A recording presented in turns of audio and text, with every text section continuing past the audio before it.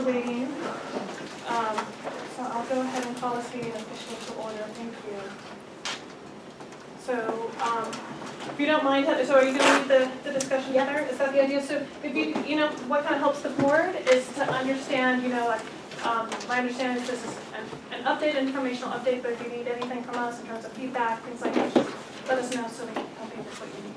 Yes, I have a slide on that. Okay, great. Very quickly here. So can we do just a quick round of introductions of the team members that have come here tonight? That would be great. We did feed them dinner. Corey did ask about breakfast, but I said so we'll be okay. So if I could just have them introduce themselves very quickly for the group. So go ahead, Linda, start. I'm Lynn Davidson. I work at Canyon Park Junior High, 8th grade, Gen Ed English. I'm Lori Ferriolo, and I'm Corey Martin, Social Studies TOSA, and also teaching North Shore Junior High. Bridget Scott, and I'm the parent.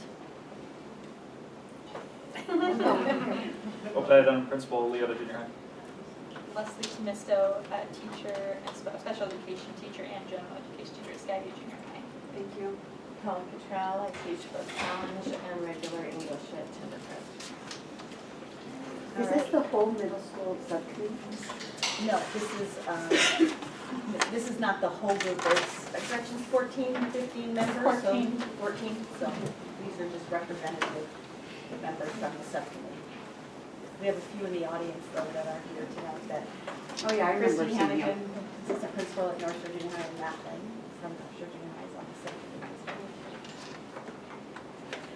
I have just a few quick slides, and then I'm going to get into the portion where the subcommittee members can share a little bit about their theory of action. So let me give you a little bit of just outline this evening.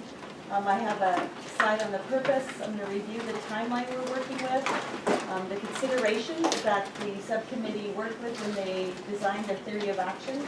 We'll share the 3 theory of actions. Additional information is what questions that we like to ask the board that would help them in their work as they move towards their recommendation, and then summary and questions. So the purpose, again, just quickly, is to share the work of the academic subcommittee. We have the timeline, theories of action, consideration, and then really about seeking specific guidance from the board regarding the considerations, priorities, work to date. I think back to the Start Time Task Force when they came and presented early in January. They presented some of their work thus far, and they had, I think, 3 proposals at that point in time that they had kind of narrowed to. They had a number, they were odd numbers, and what impressed me about that was the opportunity for the school board to engage with the Start Time Task Force, to have a dialogue, ask questions, and then also have an opportunity for them to get additional information from the board and guidance as they went back to continue their work. And that's really what the subcommittee is looking for. They've been working diligently since June. They're getting ready to move forward to make a recommendation, and so they really need to do a check-in with the board to see what additional information is missing. Here are the questions that, if you can just, I have these at the end of the presentation as well, but here are the questions that we're looking for. What additional information would you like from the middle school task force prior to you making a decision? The subcommittee is planning to write the recommendation as a theory of action. Does that work for you? The subcommittee is planning to forward 1 option from the middle school task force. Does that work for you? Yes or no? And if not, what would work? And then other thoughts and considerations. Timeline that we're working with. We're here tonight on March 8th. March 23rd is the next academic subcommittee meeting where they have a full day plan, hoping to finalize their work and craft a theory of action and a recommendation at that point.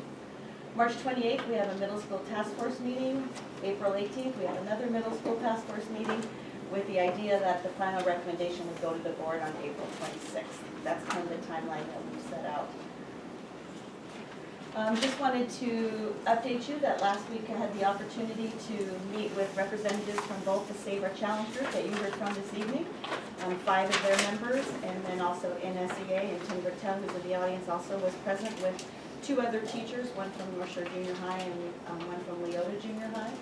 We spent 90 minutes. Each party was able to listen to different beliefs and viewpoints, ask probing questions, dialogue with one another. The recommendations that you received in the report from Save Our Challenge was also shared at that meeting. I wanted to just share a little bit with you about how this theory of actions were crafted, and then we have a couple members from each group that's going to speak to the theory of action, and that's where the dialogue can occur and the engagement and the questions. So the subcommittee, I believe it was February 11th, 10th or 11th, was grouped into 4 teams. 2 of the proposals were predetermined. We took each end of the spectrum when Gretchen and I were doing the planning, so we had one theory of action that was maintain the status quo, and the other end of the spectrum provide the same rigorous and challenging curriculum for all students. So looking at each end. And then 2 groups were tasked with developing a middle ground proposal. The members had to draw their assignment randomly, so I think it was popsicle sticks or something you had to draw out of a cup and get their assignment. So you didn't know which theory of action you were going to write. None of these proposals or theory of action that you've seen in your board briefing and that we're talking about tonight have been endorsed or voted upon by the subcommittee. All they are here doing is presenting that information to you in hopes to have dialogue and feedback. Next steps will include the subcommittee doing a deeper dive into those proposals once they get some direction from you about what you're looking for in the final recommendation or theory of action. Considerations that are included in all of those theory of action, not all in the same format, but if you read through them closely, you can see that those are all included. Academic considerations, equity, financial, professional development, social, emotional, enrichment and intervention, growth mindset, and then graduation requirement readiness. They might not be in a lot of detail right now, but that's the whole idea, is we'll dive deep into one of those recommendations as we move forward, as we get more information from you. So a couple things, the AAP program, the Advanced Academic Program, this program will remain consistent and true through all of the theory of actions. I did not put it on every slide. We will continue to maintain the AAP program for qualifying highly capable students. We're currently qualifying 5 to 6% of our students at grades 7 and 8. And then we will be implementing a 3rd site of AAP at Canyon Park Junior High. So that just holds true through all of the slides. So theory of action number 1. Who has that? We have that one. Corey and Bridget. Okay, I'm going to have each group to share a little bit, and then it's just time for dialogue and questions. Okay. So the theory of action number 1 is if we maintain AAP and accelerated math while providing a rigorous and challenging core curriculum in English and language arts, social studies, and science for all students. This will promote equity by removing barriers and provides a more inclusive, holistic approach to educating all students. So that's this will, then the next portion is. You have copies of those in your folders as well. Yeah. Also. So we're just summarizing Yeah. each one of these sections instead of. And this was what was in our, same that was in our board briefing. Correct. I'm sorry, can I just track? So this is a big change from what we're doing right now, just so I'm making sure that I'm tracking on the model. Yes, Okay. yes. This is having all students fit into the. Okay, thank you. Basically offering challenging curriculum for all students in all these classes. So in order for this plan to be successful, we're seeing the district and central office role kind of in a couple of key spots, providing PD, of course, and time for teachers, and then making sure our scope and sequences and curriculum aligns well and is, I guess all students will have the opportunity to have that challenging coursework in the curriculum, scope, and sequence to support that portion. And then for teachers to be successful, building that safe learning community, developing those social emotional skills, and helping students really uncover who they are as a learner in middle school, providing them that opportunity there. And then the back part, learning support and structures and extension opportunities for students. And we saw kind of the role of parents and students as, you know, being complementary to each other, and that parents would need to encourage their students to be self-advocates for in their classrooms and to recognize the value and the value in taking positive academic risks. And that's available to them because this environment sort of encourages that. So that's the gist of it. That's the gist of this one. General. So I know we I summarized a few have a portions. question. Please So can do. you help me understand multiple access points for all learners? What, since I'm Sure. help me understand. So multiple access points, meaning that students at various learning levels can access the same basic curriculum, but they can meet it at their level. So, in social studies, we're looking currently at a variety of different curriculum. And are there avenues for special ed students to meet it, for ELL students to meet it, for students that are highly capable or need to be challenged more by the curriculum? And so a single base curriculum being there, but multiple access points for these students to engage with the curriculum and to understand the curriculum and wrestle with the curriculum, kind of at the level they're at. So they have the same, learning objectives, basically? If Yeah. I'm understanding that correctly, they're coming at it? I guess you could look at it as sort of a depth of knowledge, that you're having the same core curriculum, but these different areas of depth of knowledge, and some students might be a little more at the surface level, where some students are ready to take it to the next level and deeper. Corey, I was just curious, or other teachers in the group, it seems like this would be the practice we would have ideally going on now in any classroom, right? That you'd be differentiating depending on what students are, where they're at, to help them get the most out of all the material. Are we saying that what we're missing is curriculum that has more layers to involve a broader spectrum of learners? Is this that different than what we're doing right now? I don't think that our curriculum doesn't necessarily meet this need. This is more of, our curriculum needs to be assessed to make sure it hits these needs. Not saying that the curriculum is lacking in these. Like right now, we're doing a social studies adoption. Yeah, you could speak to the curriculum piece, the So, springboard and social Springboard studies. is a new curriculum for us, and it does have these multiple access points for students. Treasure of knowledge is a good place to start in thinking about that. Of course, talking about is we haven't had a new social studies adoption in, well, I think 8 years, because that's when I did when I started this job. So now we have that lens to look at it, at what the publishers have to offer to make sure that it does allow students to enter and to learn and to engage in the curriculum regardless of their habits. Does that also kind of address the ELL, the special ed, the other groups that we curriculum has? So I think I'm having one of the questions about what does this actually look like? And actually see it, touch it, and to walk in the moccasins of this classroom. One of the things I had done to read about in some of the discussions about how to do the differentiated classroom and using social studies as an example, my understanding was, and so this will be oversimplified, but just I think it's understandable. So someone would give a lecture on Lincoln and the Gettysburg Address and what led up to that. They probably wouldn't give a lecture. And then so let me finish and what I see it as, and then tell me what I'm missing. But that was my understanding.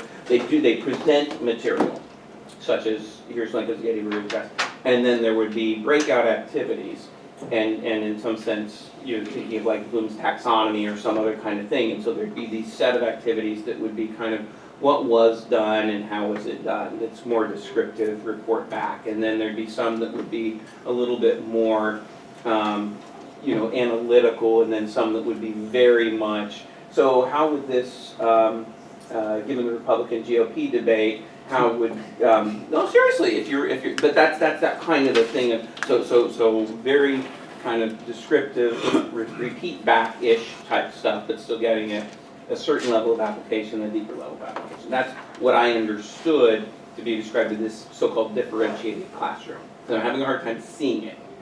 And so what would it look like in social studies? Well, I mean, I can tell you in social studies, because I teach social studies on a daily basis.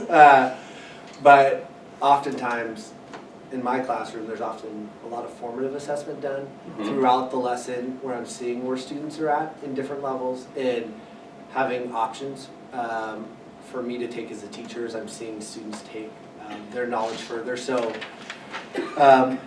some of that is, I'm trying to think of a good specific example. So, I mean, it looks so different on a daily basis, and that's, I mean, I guess the tough thing with social studies. Concept or a topic that you do. Yeah, so, like right now we're doing fur trade in my class. And we're talking about the fur traders that came to this area. And so I'm having some students, and I teach a highly capable class, the AAP class, and then I'm also teaching my general ed class as well, that has 34 students in it as well. And that 34 students, there's levels all over the place. And so In the gen ed in my gen ed class, and in the, my highly capable is my AAP class. So that's a, so you're not, I'm sorry, you're not teaching a challenge class right now. I didn't mean to defer. Are you teaching challenge and a regular? I'm Or teaching, high. so I'm teaching my high cap class. Okay. Because I have two Okay. classes and then I'm doing TOEFL Okay. work on the other time. And so the depth of understanding with my high cap kids, I'm taking that, we're taking the assignment and we're making these connections to outside articles. So the fur trade compared to what's currently happening with the elephants and rhinos in Africa and the depletion with ivory. And so tying these connections in at a much deeper level versus my gen ed kids, we touched on the topic and we brainstormed together as a class at first. And then those students that wanted, or I gave all my students the Newzilla article that they could choose their lexile, and I chose some of their lexiles for them. And it gives them 5 different lexile choices, which is the reading level, and then they have quizzes based off of what reading level they're capable of and what they've shown me so far based off their MSP scores.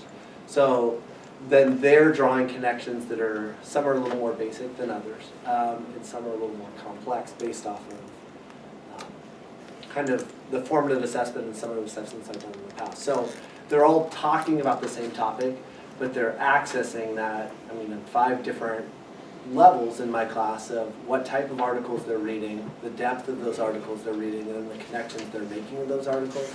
So that's, I guess, one example of just a quick class that I'm doing. And I know all teachers have different ways to access it. But does that give you an example? That's exactly, and So- then, because going back to what do we want, I want to, so it's kind of like we're trying to do the product specs.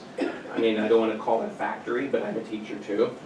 How does that factory work in the design, how much energy it takes in, what are the resources, how much is it used, and how do we make it run smooth? So if you got to have 5 reading assignments, how does any teacher day after day after day come up with 5 reading assignments per topic? Well, with this one, I'll tell you, like this with Newzilla, it's a website that differentiates it for you, and it's instantly clicking. It's the same article, but they change the reading levels. So you So have- I'm not, as a teacher, having to find 5 different articles. Okay. And technology is helping with those. Right, and so that, As in well. my area, So- teaching accounting at the college level, they have the Bloom's taxonomy, we have the courses, so when I'm assigning my exams or whatever, it'll say, this is a basic question, this is Yeah, a- sure. and it's this learning objective, and so I can actually test my students and create an exam with the assistance of others, I still use some of my own judgment on that, so I get the easy, hard, and difficult, and across each learning objective with the instructional supports, because that's one of my big concerns, is there instructional supports for this theory of action? Okay, thank you. so I'm a teacher too. So I get the difficulties inherent in actually teaching college, but I have a lot of ELL students, so I just want to know, I understand a lot of the complexities in this. And I like talking to other teachers. So what I heard you say, maybe somebody else, you teach challenge, correct? You teach challenge.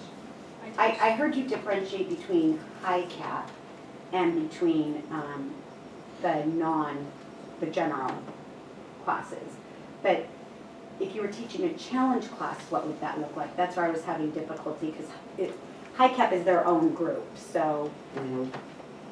Well, and I'll let Paula go, Yeah. because I feel like I'll have to, let me process a little bit more. I know, and you know what, Yeah. Yeah. Please, you guys, I want you to know, I watched the middle school task force meeting, and My question was gonna be, are we process now? Are we jumping ahead to No, a I'm- different theory of action? No, I wanted, no, Okay. because I wanted to I'm trying to differentiate. Sure. Sorry. Yeah, you don't need to get in challenge, but when we were talking about this, I don't know what that looks, necessarily how it looks different.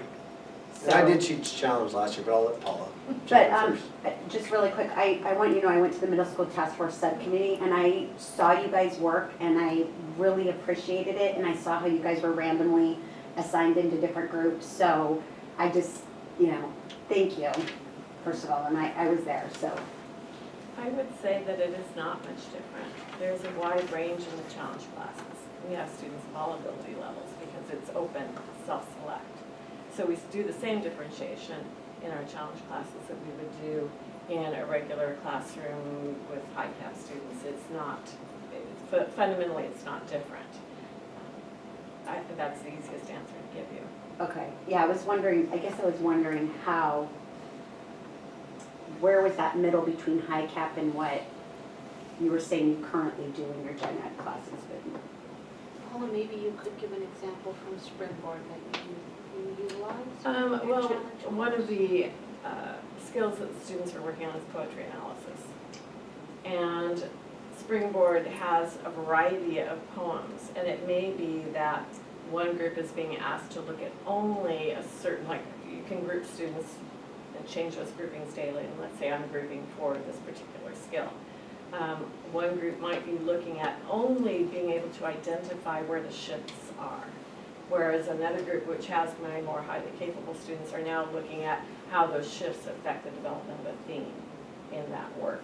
So it may be just as subtle as all students are working with these texts and they have the same strategy, which is an AP strategy, but what you're asking them to do with that and pull out of that is different. And then they communicate to one another as they're sharing and presenting to the whole, so everybody's benefiting from that.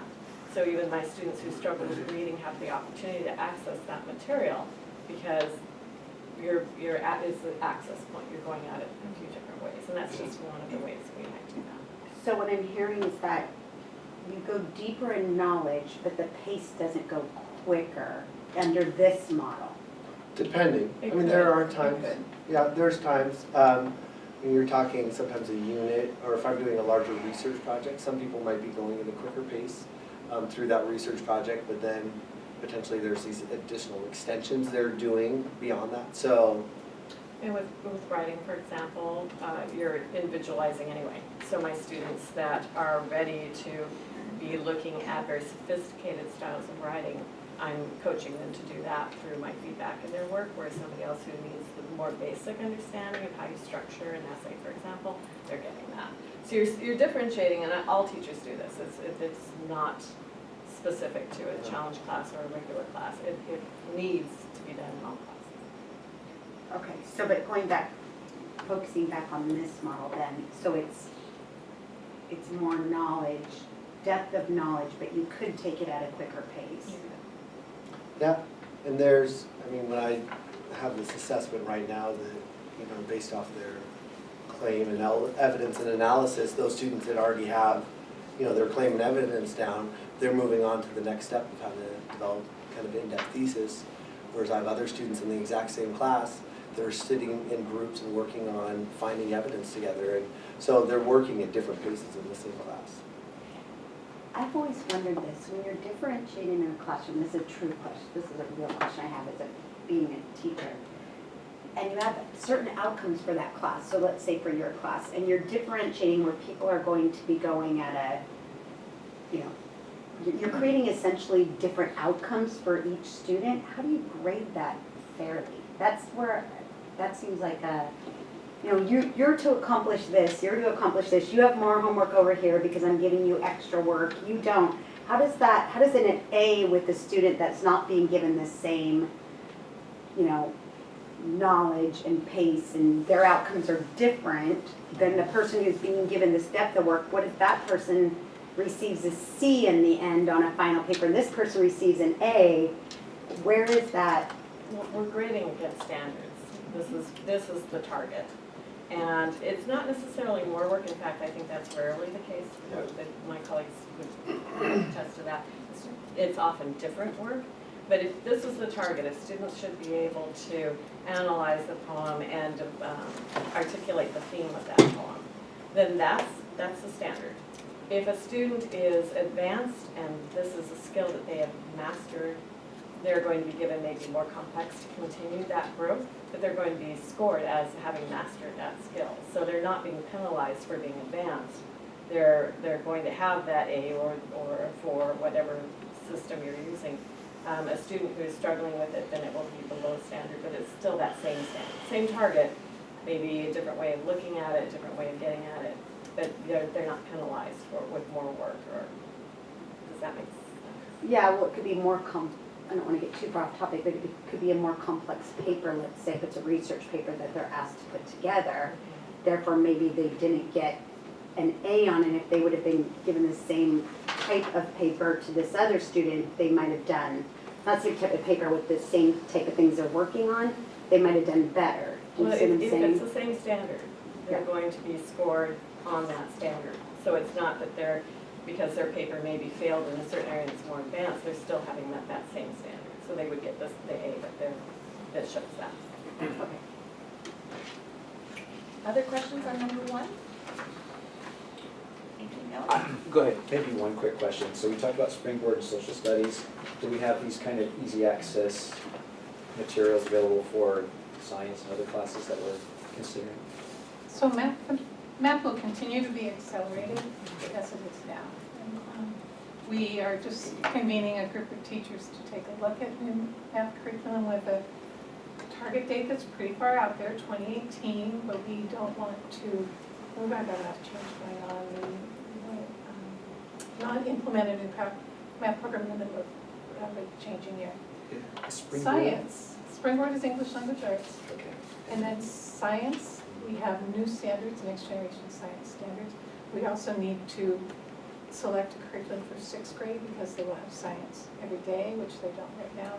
So we have then begun the work of looking at curriculum that's written to address the next generation science standards. And that's one of the criteria that we'll look for, is that it has the ability to differentiate and provide multiple access points and resources for teachers. I have one more question about the standards, sorry. Standards are minimums, correct? No, they're the learning target, They're the learning and target. it's per grade level.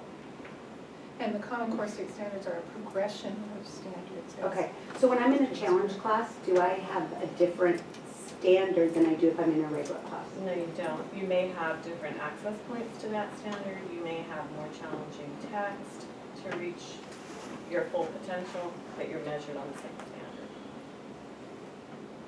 Because these standards are set by the on a national level and Mhm. state level. These aren't teacher standards. Ken, I think you had a question? Thank you. Okay. Thank you. And don't take this as it sounds snarky in my head, and I don't want it to. But in the theory of action, it says, in order for this plan to be successful, students will, and we're talking about middle school students, will need to be willing to take positive risks and be curious learners. So let's say just there may be one middle school student that's not willing to do this. Okay? Does the whole thing fail? What is the way in which this document works when it's a requirement that you have this attribute, and we know that middle schoolers oftentimes aren't curious or oftentimes aren't willing to take risks, or they may have a day or 3 when they're not. So a day or 3 or then not. That's a private conversation that you have with the kid, and so you pull them aside and you talk to them and you build them up and you get them to take risks and challenges. We do it that way. That's a relationship that you have with your kids. Kids will do anything for you if you have a good relationship with them. The other thing is that I also involve parents, so it's a good way for me to bring in the parents and kind of help with that, with that particular challenge. But there are some weeks that I don't really want to be challenged either. I'm just barely making it right now, and I don't need any extra challenges. But next week, come and check with me again. So that's a time when you could do that. I'm a special education teacher, and I've got plenty of kids with just a behavior or social goal that are fully able to access their challenge in regular classes. And it's the same piece as relationship, and I mean, their middle school students, but you're building that. You're building off successes, it's teaching a growth mindset, and no matter where you're at today, where can you improve today? And over time, that will build and they'll continue to go. And that's the same for special ed as kids. We want that for all kids, that growth mindset. No matter where you're at, we want to take you to the next level. And I think in addition, part of this, this theory of action is about creating a community of learners that is about engaging children both on a social and emotional and thirdly on an academic level, and trying to it's trying to take a look at the whole child, not just academics, but the whole picture of the kid, and bringing them kind of forward into the community and making them feel like it's a safe place to take academic risks. So yeah, no, I'm really curious about that. So what is it about this theory of action that has those characteristics?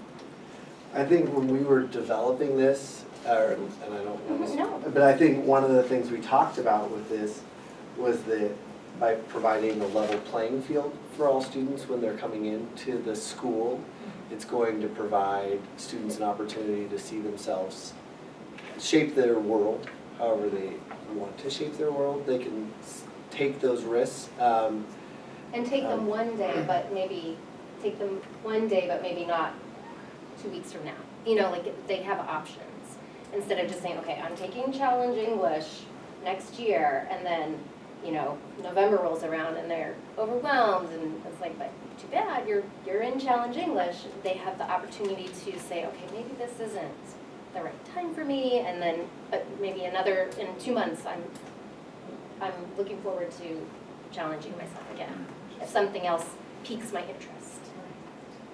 The other thing to think of in relationship to risks is kids talk to each other, and so suddenly kids are like, oh, you're not a challenge, so you're going to the dumb classroom. And so if you're in a dumb classroom, you're already being, not that the teacher's saying that, not that the school's saying that, but kids recognize kids are in challenge or kids are in. And so suddenly when they start doing that, that classroom becomes less, that non-challenge classroom becomes less likely to take a risk, because I already know that I'm dumb in here, so why would I take a risk, an academic risk? Because I must be wrong, because I'm in the dumb classroom. If they're all in equal classroom, I wasn't in this group, but if they're all in equal classroom, then we all must be smart enough to be in here, we all must be ready to be challenged, and maybe my idea holds the same value to the person that's next to me, and I may see as smarter or less smart. And then what Lynn is saying, Leslie's saying, it's the job of the teacher to establish a culture in the classroom, and if they establish a culture in that classroom that risk-taking is okay, then they suddenly it changes that dynamic in there, and there aren't the external social pressures that may or may not be within their control. So 90% of the students then that aren't taking, if I was to take that and I'm to put it over here and go 90% of the students that aren't taking 4 challenge classes then would feel they're in a dumb classroom? Because only 10% of our students are taking 4 challenge classes, so that means those 90% of students are having 1, 2, 3, and as we heard from the kids today, I didn't hear them saying that today, so I'm confused. Okay, so I don't know where the 90 and the 10, and I don't know, I can tell you what it looks like in my master's schedule, and about half of my classes are challenge classes. When I say 7th grade language arts, 7th grade math, when I go into the 7th grade classes, I see the same kids in there. But and this also happens with special ed classrooms. Kids, oh, you must be in a special ed classroom, so that must mean you're less than the people that are in it. I'm in a regular social studies class. You're in a challenge social studies class. That must mean that I must be smarter than you because I can go into the challenge social studies class. They're not going to. I wasn't here to hear what the kids had to say and who spoke. And Oh, okay. Right. So I don't know any of that, but what I do know is that the conversations in kind of that risk taking, that idea of taking risk, and those kids having those conversations in the hallways, they know who's in challenge and not in challenge. When you hear them talking at lunch, they're talking, well, I'm in challenge, whatever, and then the other kid's like, well, don't look at me because I'm not. So just correct me if I'm wrong, but I think you gave me the Gretchen, you gave me the data. 90% of kids take 3 challenge classes or less, and only 10% take a full load of challenge classes. So we had some kids speaking tonight several that take 3 less than a full load of challenge. And I asked them questions on the dais like, oh, which class aren't you taking? And one boy said, I'm not taking social studies because I'm not good at that. And another boy said, I don't take challenge English because I'm not good at that. And then one of the girls said, I just take the math because that's what I'm really good at. And she plays select sports. So they're integrating into these non-challenge gen ed classes. So the troubling part of that statement to me is I'm not good at that. So what is it that I'm not good at and what does that mean? And that's a very fixed mindset. So I might have put that on her, I don't know. yeah, so it's when you hear those things, and I'm a math teacher here, oftentimes math teachers will hear, I'm not good at math, and my student's not good at math, we're just not a math family. What is that box that you're suddenly putting that kid in? And the truth is, if we really believe in a growth mindset, anybody can learn math. If we really believe in a growth mindset, anybody can be good at social studies. And so when you start saying, I'm not good at it, that's that, I'm not gonna take a risk. It's suddenly that not risk, and that's that fixed mindset. We also heard, and I'm sorry, I apologize, because I thought that you were there, or I don't know if you was there. But- No, they were, no, Okay, none of okay, so we also heard from some of our elementary kids today that when they're in a class that's this model, so elementary school, basically this model that we're talking about, those higher level learners, or kids that can go faster at certain subjects, they know who's not going faster. And we heard kind of that dialogue up there, so they're being placed in certain math sequences or certain reading sequences, and they're aware of who's not in each. They know they're being grouped by a certain ability within the classroom. So does this somehow do that different? Because you say that you're gonna have different kids go at different paces. I would Or just access say, points, in I'm sorry. referring back to where this started, the academic risk, this is just lessening that social pressure, lessening those social constructs, and making them less of a fixed mindset. And that's where we came up with the takes positive academic risk. It gives students opportunities to change throughout the year, gives them opportunity to move throughout the year. And I think that's where that statement came out of. Not that there's not understanding of maybe where they have been, but there's also that potential for movement and that's where the risk element comes in. Of taking a step out of where you feel like I've been or where I feel. So I think that's where that statement comes in. I think one of the things that would help me and I think would help our community, is to get these theory of actions into pictures and or videos so that people can see what it looks like. Because first I had to say, which one is this? And then you've told me a lot about what it is. I can now visualize it. Okay, I haven't seen it yet, but I can visualize it. I've got a mental model, okay? And I think getting that thing and then seeing, here are these 5 curriculums, and it's easy for student A, B, C, D, and E, and F, and G to go. It's seamless. We're not wasting instructional time. We've done this activity, because I think there's a real hard visualization of this model. I was having a hard time. You clarified a lot of pieces of, oh, okay, so that's a concern that anyone, and I think a lot of our community, have with that model. Okay, there's a solution to that, or there's a proposed solution. What does that cost? How you get there? But at least you can go, it's kind of like a concept car. Okay, I want to put wings on it, and or I want to have 2 wheels on it and go through things, the Segway kind of thing. I don't know. I don't think you can do that. Oh, it's got a bunch of gyroscopes in it. It'll work. Trust me. No, I'd rather see it. I did my PhD in Missouri. Show me. And so you're going towards that process of showing me this notion of the learning, the risk taking. It seems like that's an essential path for this model. Okay, so typically when we really get, I think, these theory of actions down, they're like 1 or 2. But then what is the essential things going on here? And so clarifying that so people can understand what it is, and then it's a lot easier to do it. Bullet points, it goes through the process. Kimberly told me about what you guys did. Wow, okay, but it's still not, it's still like a segue in concept that I don't think that's going to work. Would it help too, Ken, if you saw it on the, they talked about that there's a continuum. So this one, I is this one at the edge because we don't do it? So, you know, maybe if we knew where the continuum was. And piggybacking on that a little bit, one of my notes I was gonna have a question is if it's possible, I mean, we haven't quite gotten to the end, but maybe that kind of help with the list of considerations I thought was really helpful that we had on the previous slide, you know, maybe kind of, I hate to say where this theory of action is really strong on these considerations, not so strong on these considerations. And I think that'll help kind of us understand the picture. And the critical links, right? If this is so essential to this being done, okay, because we as the board, if it doesn't work, you know, we get yelled at. You guys get yelled at too. But that's that kind of thing. And where are the failure points in some sense, or the success points? You can think of it either way. But for this ship to launch, to get to the moon, and return safely by the end of the decade, what are the critical things? We need to have this oxygen system, we need to have a propulsion system, we need to be able to land, we need to be able to re-enter through this thing called the atmosphere. That's going to be kind of tough. I don't think you can do that. Well, show me.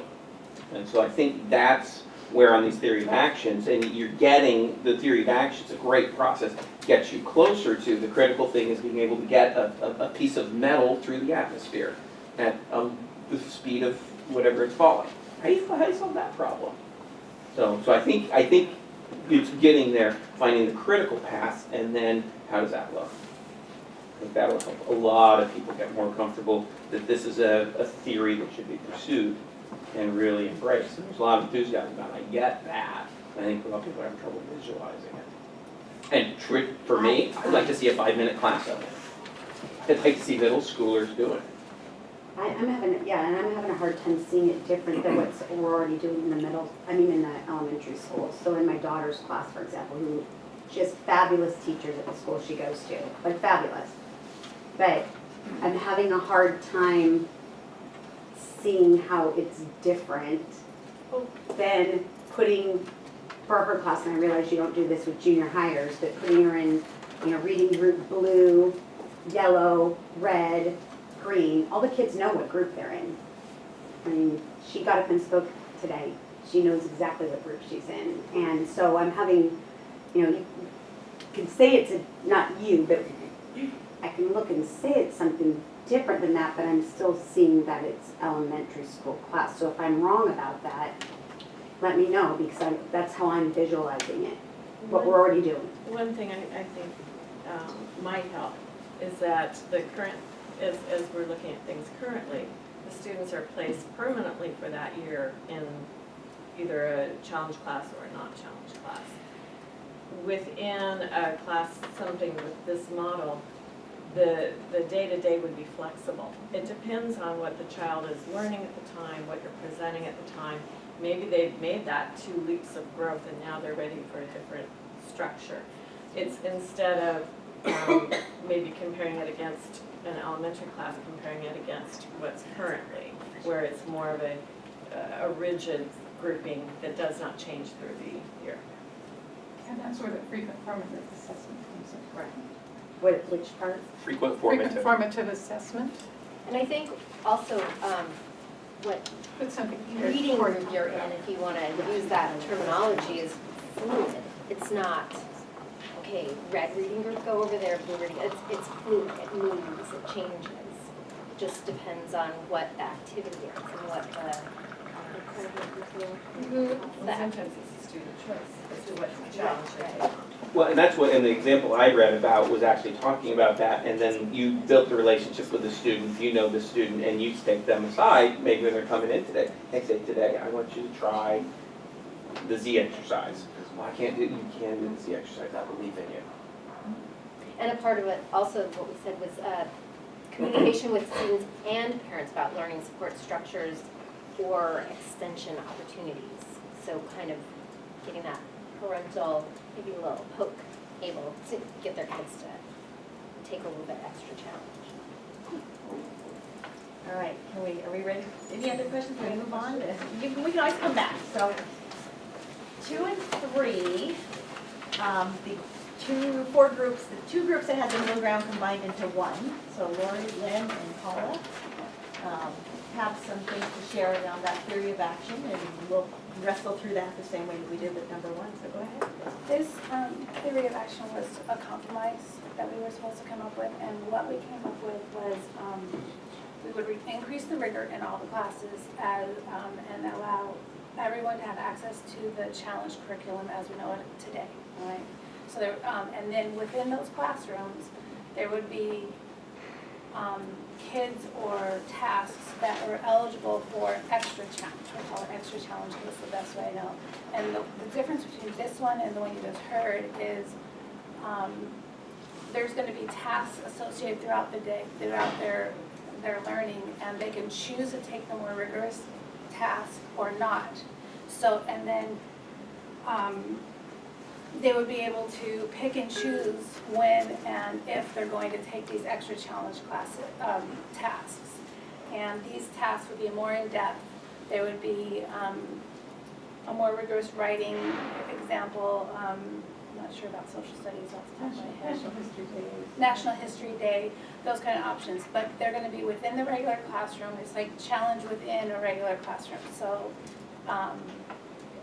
there will be high expectations for all, and then if you have and then if you want more, you can go farther in an individual task. If the kids do a certain number of tasks within the semester, then they would get what's like a little honors recognition on their report card. So there would be a recognition that they took the extra challenge and the extra rigor and the extra effort within that class.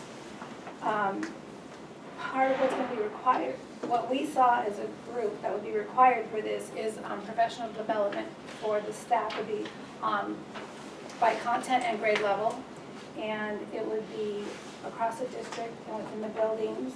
There would be tiered assessments and extensions, I don't know what, okay. Tiered assignments and extensions by grade level and below grade level support for those that aren't ready for just the challenge for all in their classroom. There would be support for those kids so that they can work toward that level and have that growth mindset. We looked at vertical alignment of the curriculum, and there needs to be time for the teachers and the counselors to collaborate to make sure that all kids are successful. And we were looking at tutoring time for students who need additional support. And then this would be a positive support learning environment with the expectations that everyone can do this challenge curriculum in the classroom, some with support. There'd be frequent conferencing, there'd be using of the parent view on online grades. We would have parent nights. There's going to be newsletters to keep parents involved and up to date with what is being taught in the classroom. Emails between teachers and parents. And then websites that are available to support the child while they're doing this curriculum. The parents would be, we would hope they would stay involved via websites, online grades, and contacts with their teachers and counselors. There would have to be a good communication between the teachers and the students so that they can have some, give them that positive reinforcement that they can do the extra challenge. Or they can work at that rigorous level, even if they haven't been challenged to date. Students need to learn to advocate for themselves. That's important so that they can say, I want to try this, and feel safe so that they can try this higher level assignment, and also feel like they can do the regular assignment, I don't want to call it regular, the challenge assignment that's available to them if they don't want to do the extra challenge assignment that's available to them.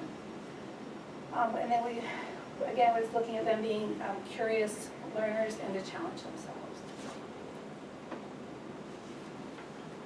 That's all I guess. So when I was reading these over, I did have a little tricky time differentiating between number 1 and 2 and 3. So, and that's kind of my main question, is just to understand rigorous and challenging core curriculum versus challenge level pieces. This is like, for right now in the high cap, in the challenge classes that we have right now, we have high cap in a classroom for those kids that don't go into AAP. That's the model for this. That was the model for this. It was challenge with extra challenge in the classroom. That's the difference between this. The other one was that it would be challenge for all, and you're in there and you have to do the challenge for everyone. And the other one is what I envisioned. Am I saying that wrong? Yeah, live in Polly,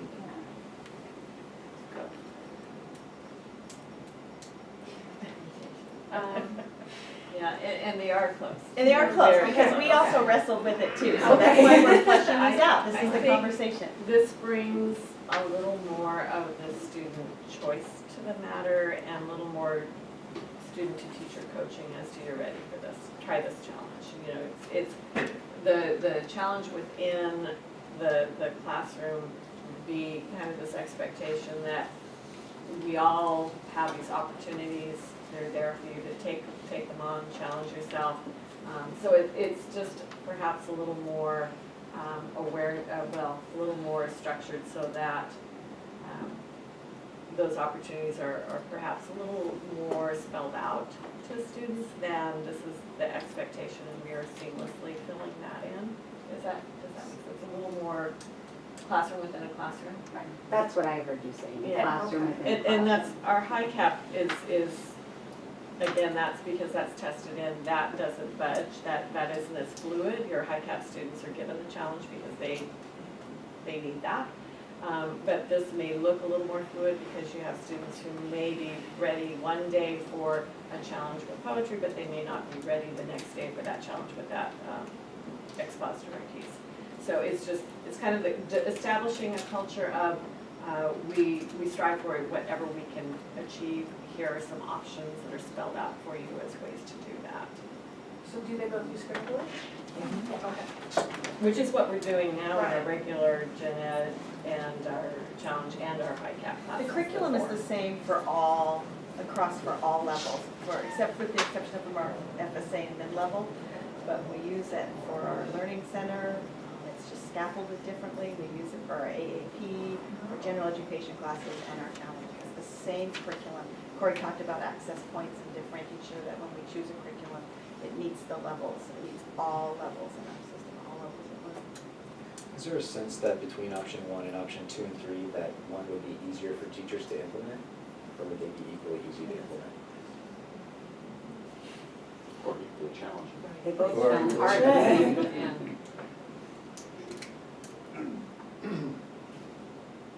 I mean, I have my personal preference, but I couldn't speak for all. I don't know that we've done that level. The reason there's silence Yeah, is I we don't know haven't that we've done done that level of unpacking. It's more of, here's some ideas. Yeah. Really unpacking what particularly this, in my opinion, particularly this model is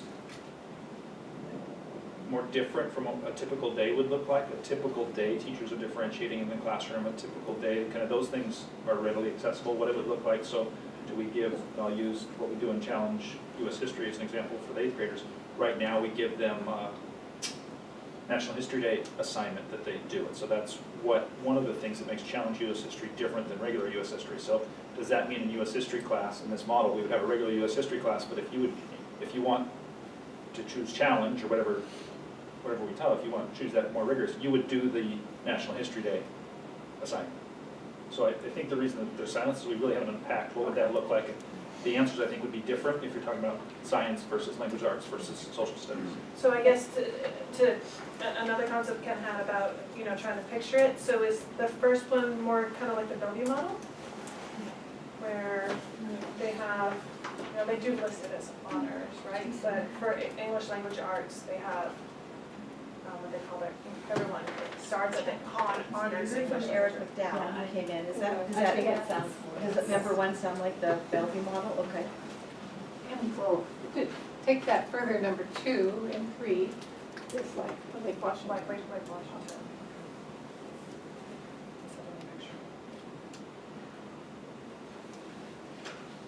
So but doesn't Bellevue have other types of choice schools and different Well, I was just thinking about types their of programs? private, I'm just like, trying yeah. to, I think they've got the, that's what I'm asking. they've got the high cap, like we do. They have like different, they have choice schools, like international school and, Oh, well, yeah. High school. High school. oh, high school. Oh, that's not a middle school. Because Lake Washington's Lake international starts Washington at one middle has school. numerous Yeah. choice schools. Yeah. I've heard a word about more rigorous. And I guess one of the things I'm trying to get a hold of is, what does it look like today? And it's easy when envisioning a new program or a new car or new anything, new house, it's more this and it's more that. And so that notion of it's more rigorous, and it may not be the most important point, but are we not rigorous now? And is there a point at which there's too much rigor that we put on our kids or expectations? And so I'm not sure when I hear a model and someone says, well, it's more rigorous. I hear a couple of different things there. And what does that mean, I guess? Because I'm probably hearing a few things in my head immediately, and I'm not sure what's being said. Where did you see that? Oh, no, at the very, kind of at the beginning, that this will be more rigorous. The high quality rigorous curriculum instruction. For number 2 and 3, when you were introducing it, it's more rigor or more rigorous, is what I heard. And That it's not, compared to gen ed, it's going to be at the challenge level of learning, not the general ed level of learning that we have, because everybody will be at that challenge level of learning, and then there will be another level above that. Is that? so, and I guess the thing I'm trying to think in my mind, and I mean,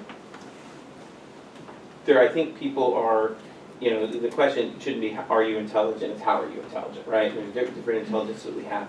It was a little odd to hear the kids tonight, especially something I'm not good at, okay? And I know that's one of the things that in the middle years, we want to attend to that phrase, okay? And I think that's great. But I'm not good at dunking a basketball, okay? I'm literally not. No, I'm not. I can't get up and I can't do it. But if you give me an algebra problem, I'm better than all but maybe one of you in this room. I got a PhD in that kind of stuff, okay? And so we do have different abilities. And that's where this notion of more rigorous, at what point, and I push my students as hard as anyone else pushes their students, and my kids love me. Right? I get great teaching evaluations because I'm the toughest teacher in the university, not because I'm the easiest. And those of us who had experience in school know that. But there is that point at which, and I push them all to ace the CPA exam or whatever, but they don't all do that. And so there is this notion, and when I hear more rigorous, I'm not sure, and I don't want to hear I'm not good at that, or how good can I get at that, might be the question. But some aren't going to be able to do certain tasks. There is a limit at which we all hit at some point in time, and I think, I don't know how all of these theory of actions really address that, and when, especially in middle school, do we want them to be mostly immune to that, but it hits them at some point in time, and so, I don't know, that's the thing I'm wrestling with, is how do all of these, because it's like, oh, they're great and they're wonderful and everything, and that makes this model successful. Well, but we all have limits at some point in time, and so how do any of the models, I think, address that limit, whether, and there's whole barriers that kids have at certain times in their learning, and then it just might be something that they can't go that fast or they can't go that far. I think part of this is that when you look at these last 2 models, it removes that I can't, I'm not good at, I don't like, therefore I don't do. It gives them the option to explore what they are capable of doing, and removes that sort of that stigma that students place on themselves, and you heard it tonight apparently, which is very sad for us because we have that growth mindset, we want all kids to do well. So it's not so much imposing rigor as offering rigor. It's not so much adding more as in showing them different ways, and maybe this is a strength of yours, and working with a regular classroom and being able to compare it against my challenge classes. I can tell you that some of my students come in almost defeated, and they're 8th graders. And it doesn't take much to unlock a spark if they know that you're going to offer them that option. I can do this? Really? Great, and they beam. So it's more removing that restriction, that self labeling of I'm not challenge material. I can't take that on, and just allowing them to have that rigor that they're ready for, to be able to choose it often. If I can add on to that really quick, I want to clarify what I said earlier, because I think we all need to hear our words, so I obviously didn't hear my own words. They were amazing testimonies by students, and what I was really appreciative of is it wasn't students taking 4 challenge classes. So they were talking about their experience of being able to have their choice, and how they can have this choice in this class and this choice in this class and intermix between the 2. So but taking on to what Ken was saying, and that's what I appreciate about hearing that, what Ken was saying is my own child, or I should say